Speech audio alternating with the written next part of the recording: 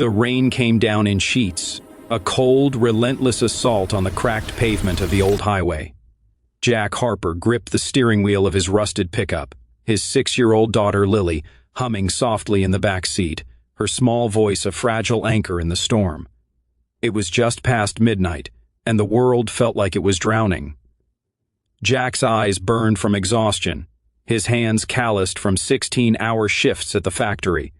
Then, through the blur of rain and fog, he saw it. A sleek black car, half buried in a ditch, its headlights flickering like a dying pulse. Jack's heart lurched. He pulled over, his truck skidding slightly on the slick road. "Stay here, Lily," he said, his voice steady despite the dread curling in his gut. She nodded, clutching her stuffed rabbit, her wide eyes reflecting the storm outside. Jack grabbed his flashlight and stepped into the downpour, the wind biting through his worn jacket. The car was a Maserati, its polished exterior now scarred with mud and twisted metal. Inside, a man slumped over the steering wheel, blood trickling from his temple. Jack didn't hesitate. He yanked the door open, the screech of bent metal drowned out by the storm. The man stirred, groaning, his tailored suit soaked and torn. Jack checked for a pulse, steady but weak. He dragged the man out, hoisting him over his shoulder, and carried him to the truck. Lily gasped as Jack laid the stranger in the back seat, wrapping him in an old blanket. "Daddy, is he okay?" she whispered, her voice trembling. "He will be," Jack said, though he wasn't sure. He drove to the nearest hospital, the stranger's shallow breaths haunting the silence. At the ER, nurses swarmed, and Jack gave a quick account. Found him on Route 17, car in a ditch, no ID. They whisked the man away, and Jack stood there, dripping wet, Lily clinging to his hand. A nurse offered him a towel, but he shook his head. "Gotta get her home," he said, nodding toward Lily. Without another word, he left, the hospital's fluorescent lights fading in his rearview mirror. The next morning, Jack woke to the same grinding routine.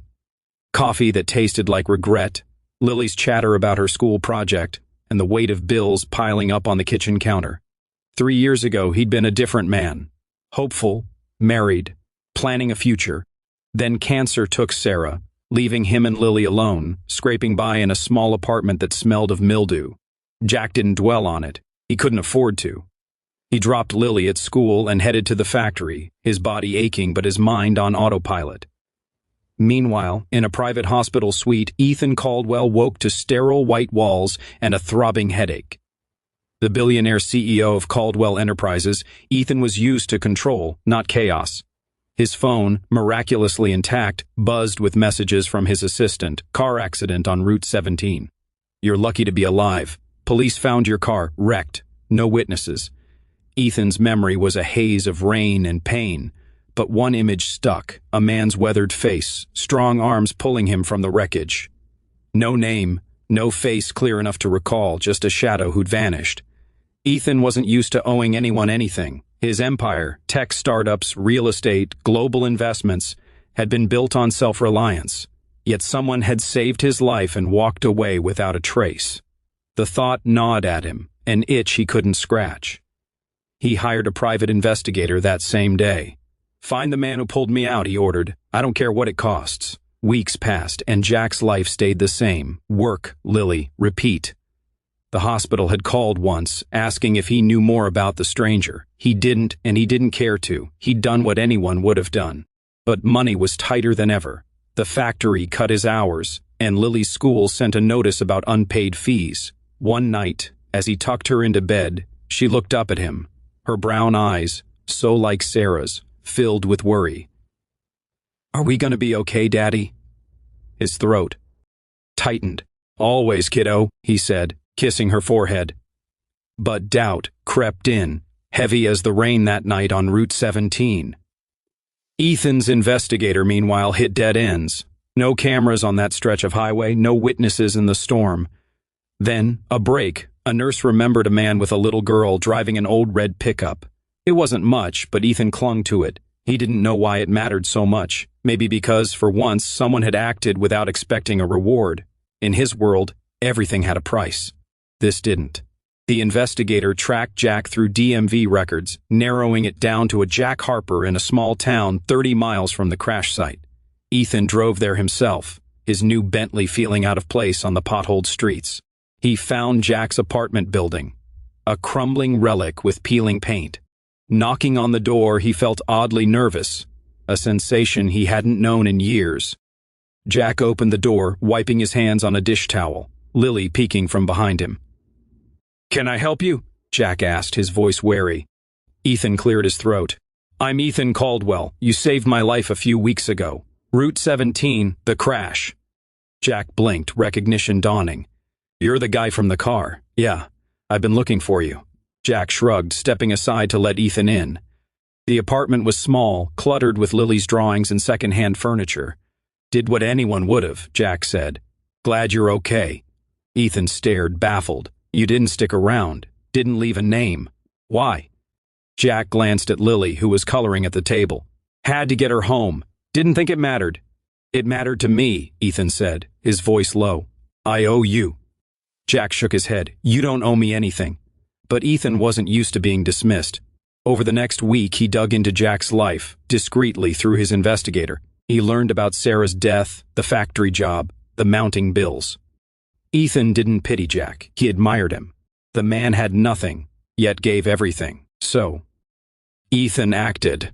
He paid off Lily's school fees anonymously, arranged for a mechanic to fix Jack's truck, and even pulled strings to get Jack a better job at a local engineering firm, something closer to the mechanical work Jack had trained for before life derailed him. When Jack got the call about the job, he was suspicious. When he saw his truck running smoothly, he was confused. When Lily's school sent a letter saying her tuition was covered, he was floored.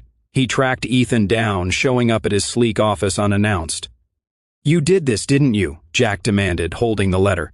Ethan leaned back in his chair. "You wouldn't let me thank you any other way. I didn't save you for a payoff," Jack said, his voice tight. "I did it because it was right." "I know," Ethan said. "That's why I had to do this.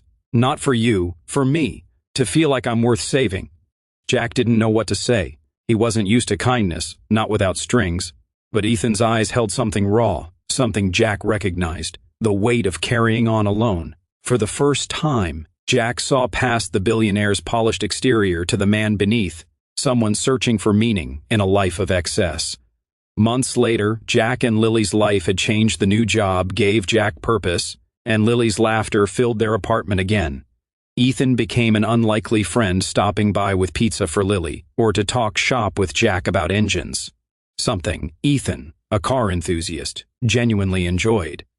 They didn't talk about the crash much, but it hung between them, a silent bond.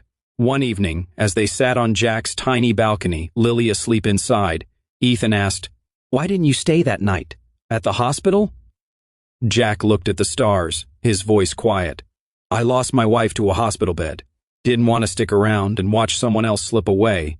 And Lily, she's my world. I had to get her home." Ethan nodded, understanding more than he expected. "You gave me a second chance, Jack. I'm trying to make it count." Jack smiled faintly. "You already are." The story of Jack and Ethan spread quietly, not through headlines, but through whispers in their small town.